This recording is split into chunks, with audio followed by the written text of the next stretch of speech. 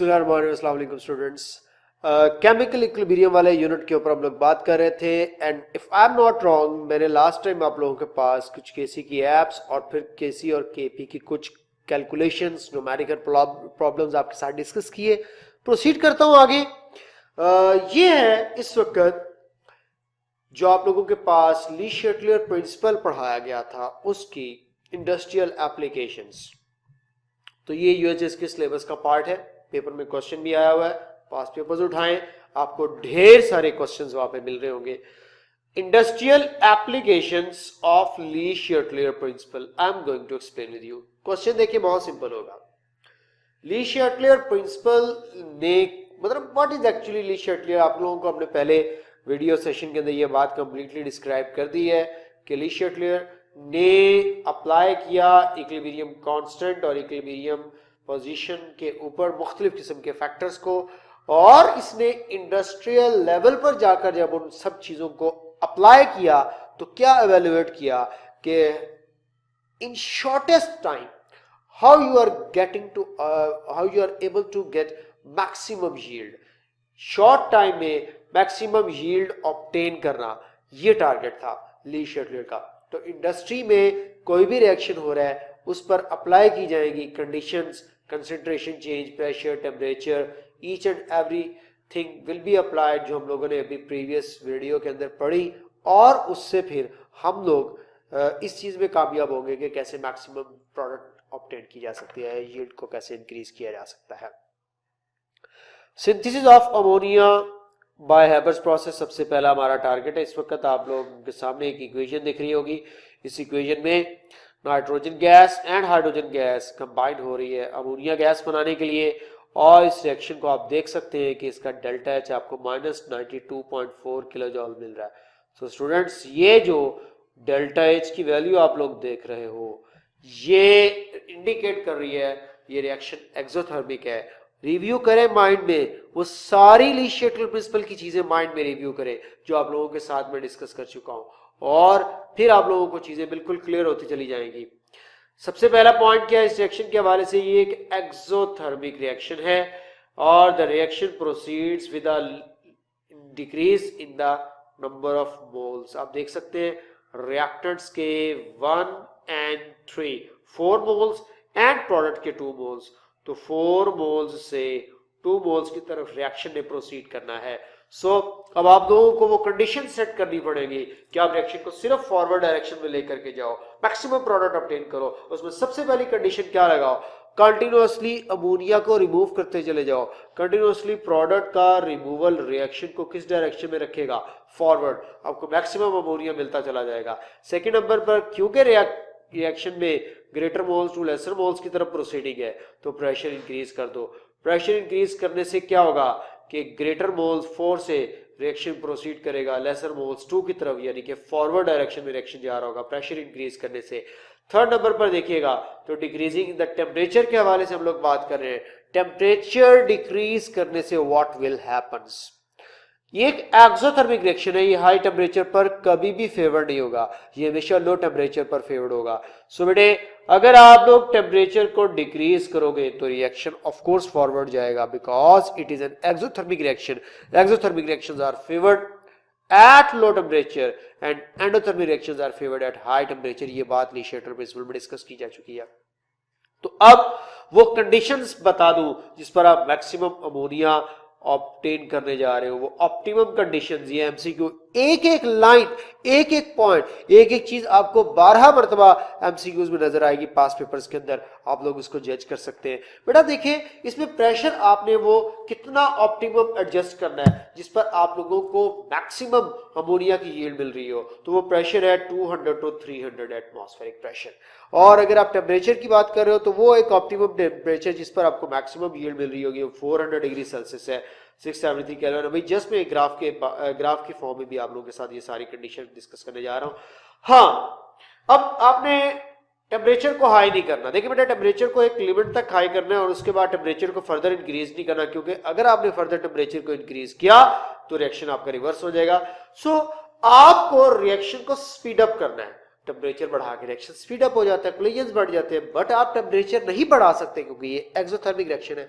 तो आप क्या ऑल्टरनेटिव वे यूज करेंगे रिएक्शन को स्पीड अप करने के लिए? In the very beginning of the reaction catalyst डालो। कैटालिस्ट ने रिएक्शन को ऑफ कोर्स इक्विलिब्रियम पोजीशन तक पहुंचाने के लिए स्पीड अप कर देना है। तो जो काम टेम्परेचर ने करना था वो काम अब कैटालिस्ट कर रहा होगा। तो आप आयरन के पीसेस लो और उनको एम्बेडेड करवा दो फ्यूज मिक्सचर मोल्टन फॉर्म में, मैग्नीशिया, एल्यूमिना एंड सिलिका में। ये कैटालिस्ट का मिक्सचर बेस्ट वे में आपके रिएक्शन को स्पीड अप कर रहा होगा। आप लोगों का काम जो टेम्परेचर हाई नहीं करना था वो कैटालिस्ट कर रहा होगा। अब इसकी एप्लीकेशन आपको पता है, जो अमोनिया सिंथेसिस होती है 30% of the nitrogen fixation on earth, ये वो हेबर प्रोसेस से होती है। नाइट्रोजन फिक्सेशन आप लोग जानते हैं, नाइट्रोजन को उसके कंपाउंड्स में कन्वर्ट करने को बोलते हैं। और अमोनिया जो प्रिपेयर होती है वो फर्टिलाइजर्स में यूज होती है, एक्सप्लोसिव, नायलॉन और पॉली मर्ज बनाने के अंदर जो है वो यूटिलाइज की जाती है। ये तो थी इंडस्ट्रियल पॉइंट ऑफ व्यू से डिटेल। आइए जरा एक ग्राफ की फॉर्म में ये पढ़ते हैं। ये बात एक्सोथर्मिक रिएक्शन था, जरा चेक कीजिएगा बेटे, अगर आप टेम्परेचर को इंक्रीज करते हैं लाइक देखिएगा 550 डिग्री सेल्सियस पर रिएक्शन नो डाउट फास्ट होगा, लेकिन जरा जाकर चेक करते हैं आप लोगों को परसेंटेज यील्ड कितनी मिल रही होगी, जस्ट 20%। यहाँ पे y एक्सिस पर आप लोगों को परसेंटेज यील्ड इस वक्त ग्राफ में दिख रही होगी स्टूडेंट्स, एंड x एक्सिस पर आप लोगों को प्रेशर दिख रहा होगा एटमॉस्फेयर के अंदर, और ये जो रेड लाइन है ये आप लोगों को टेम्परेचर के अकॉर्डिंगली यील्ड को एडजस्ट करती हुई दिखाई दे रही होगी। So point number 1, if the temperature is high yield will be low and you can see जैसे जैसे आप लोग टेम्परेचर को लो करते चले जा रहे हैं, टेम्परेचर लो होने पर यील्ड बढ़ती चली जा रही है। बेटा यील्ड तो बढ़ जाएगी, रिएक्शन का रेट स्लो हो जाएगा।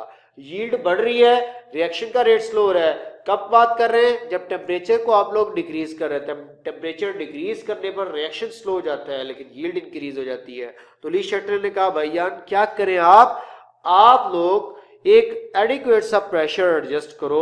लाइक प्रेशर आप लोगों ने राउंड अबाउट कोई 200 to 300 के दरमियान प्रेशर को एडजस्ट करना है, और इसी के साथ साथ आप लोगों ने जो टेम्परेचर है वो एक सर्टेन लेवल तक लेकर जाए जहां पे आपको एक अच्छी यील्ड मिल सकती है, लाइक 400 डिग्री सेल्सियस।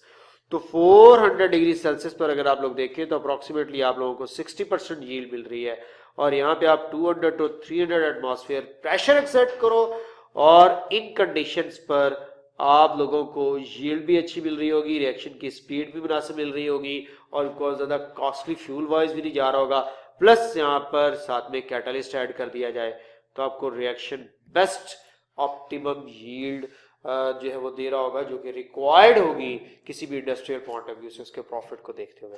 सो ये वो कंडीशन थी इंडस्ट्रियली जो मैंने अप्लाई की, यही कंडीशंस आगे आप अप्लाई करें SO3 के अंदर, क्योंकि सिलेबस के अंदर उसने सिर्फ हेबर्स प्रोसेस को अप्लाई करने के लिए बोला है, लेकिन आप लोगों को ये कॉन्टैक्ट प्रोसेस सल्फर ट्राइऑक्साइड इसलिए बता रहा हूँ कि ये प्रैक्टिस के हवाले से तो ऑफ कोर्स आपके सिलेबस में इंक्लूड होगा ली शटर प्रिंसिपल के अकॉर्डिंगली। ये भी एक एक्सोथर्मिक रिएक्शन है, आप लोग मुलाजा फरमा सकते हैं स्टूडेंट्स। इसमें अगर आप लोग देखें 2 and 1, so you are having 3 moles of reactants and here you are having 2 moles of the products। ये अगेन वही अमोनिया वाला केस आ गया, इसमें ग्रेटर मोल से लेसर मोल्स की तरफ रिएक्शन प्रोसीड कर रहा है, एक्सोथर्मिक भी है। सो ऑफ कोर्स एक्सोथर्मिक और रिएक्शन की proceeding with decrease number of moles की तरफ जाने से आप क्या एवेल्युएट करने जा रहे होगे? ऑप्टिमम यील्ड अप्लाई करनी है, ऑप्टिमम यील्ड ऑब्टेन करनी है। कंटिन्यूअसली एक तो ऑक्सीजन सप्लाई करते चले जाओ, ये ऑक्सीजन प्रेशर को इंक्रीज करता चला जाएगा, क्योंकि मोल्स ऑफ ऑक्सीजन जैसे जैसे बढ़ते चले जाएंगे प्रेशर इंक्रीज होता चला जाएगा। और इसके अलावा आप लोगों को डायरेक्टली भी प्रेशर इंक्रीज किया जा सकता है, यानी कि रिएक्टेंट्स ऐड करते चले जा रहे हैं। रिएक्टेंट इसमें ऑक्सीजन और सल्फर डाइऑक्साइड है, तो आप ऑक्सीजन को ऐड करो, पॉइंट नंबर 1। सेकेंड नंबर पर आप प्रेशर को इंक्रीज करो, क्योंकि ग्रेटर मोल से लेसर मोल्स की तरफ रिएक्शन में प्रोसीड करना है। पॉइंट नंबर 3, आप टेम्परेचर को डिक्रीज करो, एक सर्टेन लेवल तक ले आओ जहाँ पे आप लोगों को एक मुनासिब सा रेट मिल जाए। तो फिर क्या ऑप्टिमम कंडीशन सेट करें? आप देखें यहाँ पे अगर आप लोग देखें आपको प्रेशर जस्ट 1 atm मिल रहा है। आप कहेंगे सर प्रेशर तो हाई किया नहीं, लेकिन ऊपर क्यों लिखा हुआ प्रेशर इंक्रीज करना है? बेटा वही बात जो मैं अभी आपको बता रहा था कि अगर आप ऑक्सीजन की सप्लाई को बढ़ा देते हो तब भी प्रेशर में ऑटोमेटिकली सी बात है इंक्रीज हो जाएगा। सो देखें, एक चीज से दो शिकार जिसको करना कहते हैं। आप लोग ऑक्सीजन की सप्लाई बढ़ाओगे, ना सिर्फ रिएक्टेंट की कंसंट्रेशन बढ़ेगी बल्कि साथ साथ प्रेशर ऑफ रिएक्शन मिक्सचर भी इंक्रीज होता चला जाएगा, और रिएक्शन ने ऑफ कोर्स फॉरवर्ड डायरेक्शन में मूव करना है, तो आप लोगों को कंप्रेसर लगाकर प्रेशर इंक्रीज करने वाला जो काम है वो ऑक्सीजन की सप्लाई बढ़ाने से किया जा सकता है। और टेम्परेचर 400 to 500 एक मुनासिब सा टेम्परेचर, और यहाँ पे कैटालिस्ट जो यूज किया जाता है V2O5 आजकल यूज किया जा रहा है, और पहले जमाने के अंदर जो है वो प्लाटिनम एस्बेस्टॉस यूज किया जाता था, वेनेडियम पेंटॉक्साइड इस वक्त रिसेंट कैटालिस्ट ये यूज किया जाता है इस पर्पस के लिए। एप्लीकेशंस आपको पता ही है, आपके यूएचएस के सिलेबस का पार्ट भी है कांटेक्ट प्रोसेस के थ्रू सल्फ्यूरिक एसिड की प्रिपरेशन, जो आप लोगों को इनऑर्गेनिक केमिस्ट्री में पढ़ाऊंगा। सल्फर ट्राइऑक्साइड को सल्फ्यूरिक एसिड से मिलाकर ऑलियम बनाया जाता है। अब ऑलियम की डिटेल में जाने की जरूरत नहीं है, पायरोसल्फ्यूरिक एसिड कहते हैं, इसकी सारी डिटेल मैं सल्फ्यूरिक एसिड वाले टॉपिक में आपके साथ डिस्कस करूंगा। और बाद में इसको वाटर में डिसॉल्व करके किंग ऑफ केमिकल्स बना लिया जाता है, जिसको हम लोग सल्फ्यूरिक एसिड का नाम देते हैं। सो गाइस, मैंने आप लोगों के सामने ली शटल प्रिंसिपल को अप्लाई किया है regarding to the industrial applications के आप लोग कैसे मिनिमम से मिनिमम कंडीशंस ऐसे एडजस्ट करो कि कॉस्ट कम से कम आए और मैक्सिमम प्रोडक्ट बने और आपको मैक्सिमम प्रॉफिट मिले। तो ये ली शटल इंडस्ट्रियली अप्लाई किया एप्लीकेशंस के अकॉर्डिंगली में हम बात कर रहे थे। सो ये कंडीशंस डायरेक्टली याद रखिएगा। पॉइंट नंबर 1 आ सकता है, रिएक्शन को फॉरवर्ड या बैकवर्ड ले जाना, तो क्या कंडीशंस एडजस्ट करनी पड़ेगी। इसके अलावा बेटे आप लोगों को जो क्वेश्चन पूछा जा सकता है वो आप लोगों को वो ऑप्टिमम कंडीशंस बोली जा सकती है जो सेटअप की जाए तो आप लोगों को मैक्सिमम यील्ड मिल सकती है। मैं प्रोसीड कर रहा हूं बेटे नेक्स्ट टॉपिक की तरफ, और नेक्स्ट टॉपिक है understand and the use of the Bronsted Lowry theory of acids and basis.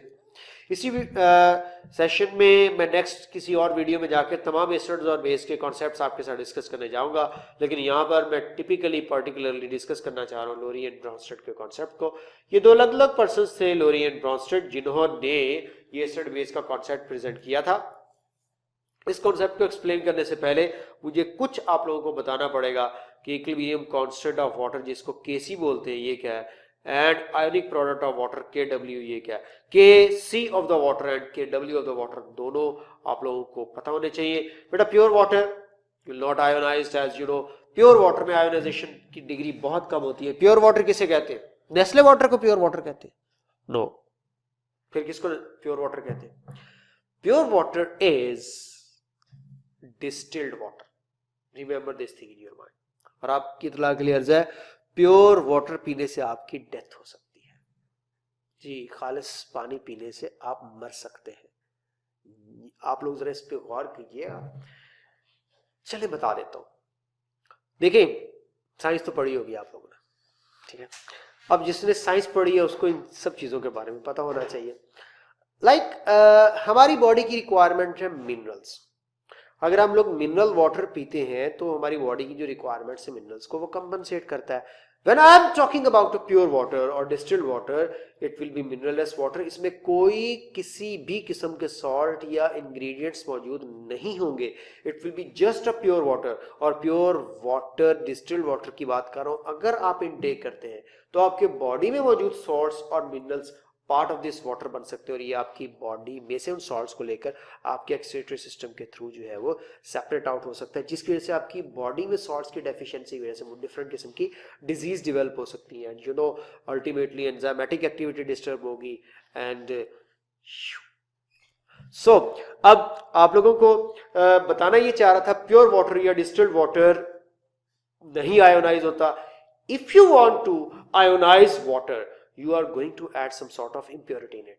तो आप जब तक वाटर में कोई impurity ऐड नहीं करेंगे, impurity in a sense आप कोई salt ऐड कर दें, कोई एसिड ऐड कर दें, कोई बेस ऐड कर दें, तो वाटर में आयोनाइजेशन एनहांस हो जाती है।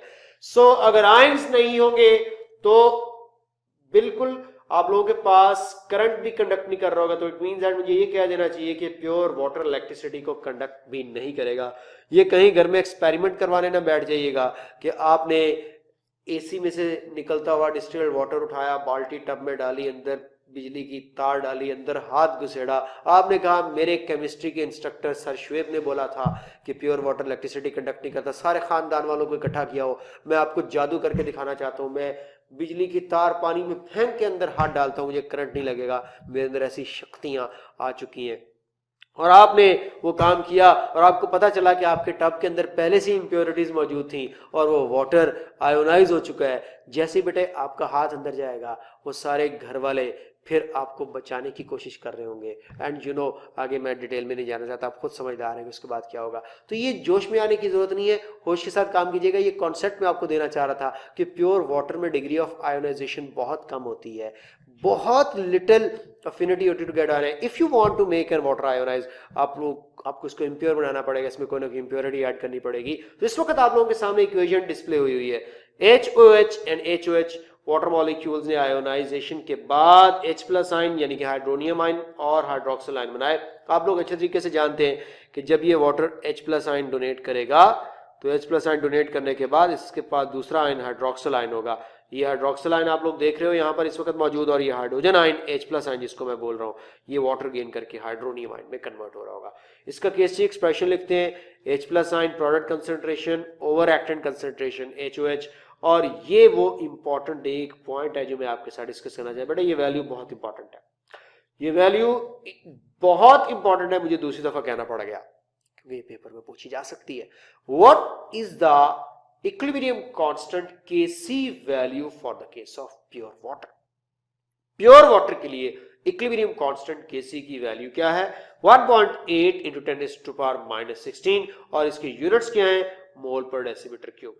So mole per decimeter cube are the units for the Kc equilibrium constant of water, and 1.8 into 10⁻⁻16 is the value of equilibrium constant. अब आप लोगों को पता है कि प्योर वाटर है, बहुत लिटिल आयोनाइज हो रहा है, तो इसकी ये जो अमाउंट है ये अप्रोक्सीमेटली कांस्टेंट रहेगी। कॉमन सेंस से काम ले रहे हो कुछ, जरा चेक करना ये आयोनाइजेशन कांस्टेंट की वैल्यू या इक्विलिब्रियम कांस्टेंट की वैल्यू इतनी लो किस चीज को एक्सप्लेन कर रही है कि very less ions in product and greater quantity as a reactant. तो वाटर एज सच उसी तरह मौजूद होगा ग्रेटर क्वांटिटी के अंदर और बहुत कम उसके अंदर आयोनाइजेशन देखेंगे आप लोग। So that's why Kc value for the water very small, very small, indicate कर रही है कि वाटर में आयोनाइजेशन की डिग्री बहुत कम होती है। सो बेटा मैंने ये कांस्टेंट HOH Kc से मल्टीप्लाई किया and H plus ion OH negative ions के अकॉर्डिंगली बात कर रहा हूँ, वही 1.8 into 10⁻⁻16 आपके पास मल्टीप्लाई हो रहा है 55.5। ये 55.5 कहां से आया, आइडिया है इसका आप लोगों को? ये basically number of moles in 1 litre of water है। ये बस आसान से वे में बेटे आप लोगों को बता देता हूँ कैसे कैलकुलेट करते हैं। जो आप लोगों के पास जब भी ब्रैकेट लिखी जाती है आप लोग अच्छे तरीके से जानते हो, जिसको मैंने एक्टिव मैथ भी बोला था, ये होते हैं मोल्स पर डेसीमीटर क्यूब। सो आप लोगों के पास अगर मोल्स 1 लीटर में फाइंड आउट करने हो तो कोई इश्यू नहीं है। 1 मोल तो पता है कैसे आते हैं, mole is equal to mass over molar mass. So water के 1 लीटर में मोल्स फाइंड आउट करना दुनिया का सबसे आसान काम है। जितना पानी पीना आसान है ना, उतना ये कैलकुलेट करना भी आसान है। You know how it is going to be calculate, let's see कि अगर आप लोगों के पास 1 लीटर मौजूद है या 1 डेसीमीटर क्यूब है तो ये अप्रोक्सीमेटली 1 kg के इक्वल है, और ये जो 1 kg के इक्वल है ये 1 kg 1000 ग्राम के इक्वल है। तो जी मैस आ गया 1 डेसीमीटर क्यूब 1 लीटर और 1 kg is equal to 1000 approximately 1000 gram, और 1000 ग्राम को आप डिवाइड करें वाटर के मोलर मैस रेटिंग के साथ और आपके पास मोल्स आ रहे हैं 55.5। तो ये आपको एमसीक्यू आ सकता है molarity of the pure water के अकॉर्डिंगली भी, यूनिट नंबर 1 के रेफरेंस में बात कर रहा हूं। और यहाँ पे आप लोगों के पास 55.5 इसके 1 लीटर के अंदर मोल्स फाइंड आउट किए, दोनों वैल्यूज को मल्टीप्लाई किया और ये Kc इंटू HOH को मैं एक नए कांस्टेंट Kw का नाम दे रहा हूं जिसको आयोनाइजेशन कांस्टेंट ऑफ वाटर कहा जाता है। सो बेटा ये वैल्यू दोनों मल्टीप्लाई होने के बाद आई 1.01 10⁻⁻14, जो राउंड ऑफ करने के बाद 10⁻⁻14 बना। तो इट मींस दैट मुझे कह देना चाहिए कि Kc इंटू HOH Kw के इक्वल है, जिसको आयोनाइजेशन कांस्टेंट ऑफ वाटर बोला जाता है, और इसकी वैल्यू एट 25 डिग्री सेल्सियस में, बार बार कह रहा हूं ये सारी बातें मैं standard temperature 25 degree Celsius and 180 एम पर कर रहा हूं। सो काइंडली देखिएगा ये आप लोगों के पास इस वक्त Kw की वैल्यू आ गई है 10⁻⁻14। तो 3 चीजें मैंने आपको बताई, first of all pure water के अंदर आयनाइजेशन के हवाले से बात की। सेकंड नंबर पर आप लोगों को KC for the case of water बताया, इसकी वैल्यू क्या है, एमसीक्यू से पूछी जाने वाली। और थर्ड नंबर पे मैंने आप लोगों को KW ionization constant of the water बताया कि वो क्या होता है और उसकी कितनी वैल्यू होती है। सो इन तीनों चीजों के साथ अगर मैं आगे बढ़ूं तो मेरे पास लोरी एंड ब्रॉन्स्टेड का एसिड बेस का कॉन्सेप्ट आता है, जिसको मैं नेक्स्ट वीडियो में आपके साथ शेयर करने जा रहा हूं। तो kindly watch the next video for the understanding of Lowry and Bronsted acid base concept. Thank you.